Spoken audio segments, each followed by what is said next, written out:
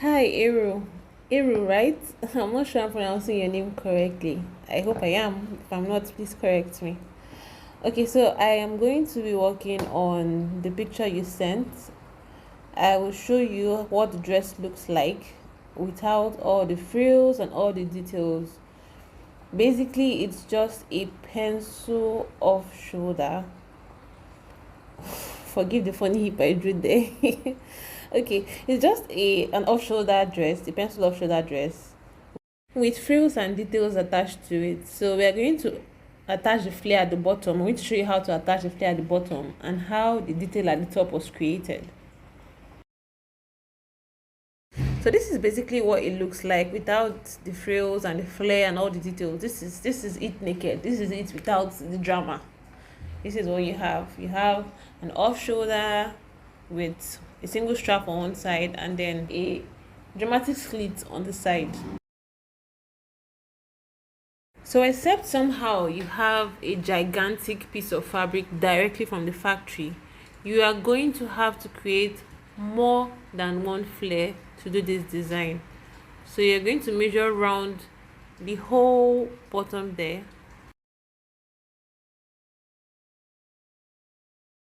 You measure around the whole bottom just the way I'm showing you through to the back, and whatever you get you will divide into 4 places. So we're going to create 4 circle flares.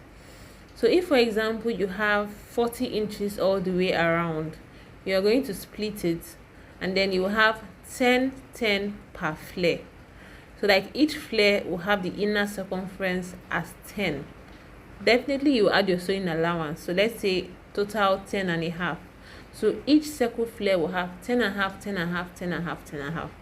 By the time you put them together, you will have enough length to cover around the whole bottom of the flare. I am going to assume you already know how to cut a circle flare, so I'm just going to create one now so that I can show you what I mean when I say you're creating 4 different flares and you're putting them together. So this flare I'm creating now will have a circumference of 10 at the top there, meaning by the time we cut this out and open it up, we should have a total of 10 and a half plus sewing allowance. We should have a total of 10 and a half as the circumference there. I'm going to cut this out now just to show you what I mean by creating 4 flares and joining them together. As for the length, looking at that picture, I think the length should be, the first step should be about 7, I think, and the second step should be about 9 inches long. So by the time you open it, you should have a total of 10 and a half as the inner circumference. You're going to split this now on one side so that you can join it to the other flares you're going to create. So this end you split out now is the end you're going to use to join to each of the flares. So you're joining all the flares like this. You're creating 4 of this based on your own measurements. Whatever you measured around to the bottom of your own gown, you create 4 like this in 4 parts, and then you put them together to create what will go round the whole bottom of the dress. So same thing goes for the next layer. The only difference now is that layer will be longer than this one. So like I said, it looks to me like the first layer is about 7 inches and the second layer is about 9 inches. Well, if you feel it's shorter or it's longer, you can go ahead. This is just an assumption I'm making based on how it looks like in the picture. So yeah, I think that's basically it. And once you're done, you're sewing everything round the bottom. For me, I'll do it between the lining and the fabric, but you could just sew it on top like that and have it properly weaved. Over to the top part. Now the top part looks to me like it's cut like a leaf. So you're cutting 2 gigantic leaves, one smaller than the other. You place them on top of each other and then run gather stitch down the center. I am going to show you what I'm explaining right now. So I'm cutting out, this is rough, this is really rough, but you get the gist of what I'm saying. So basically 2 leaves, one smaller than the other, and then you're running a gather stitch down the center. That's it.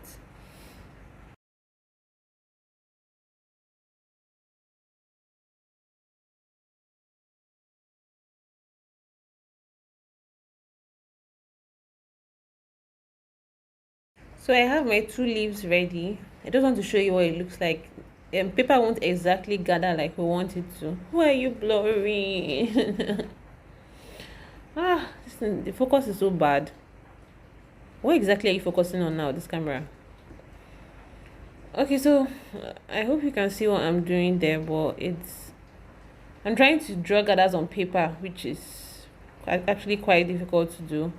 But basically, you run the gather stitch down the center and then use it to pull both leaves, both the top one and the bottom one, together so that it can form the pattern you can see in the picture. That's it basically. That's it. Yeah. I bye.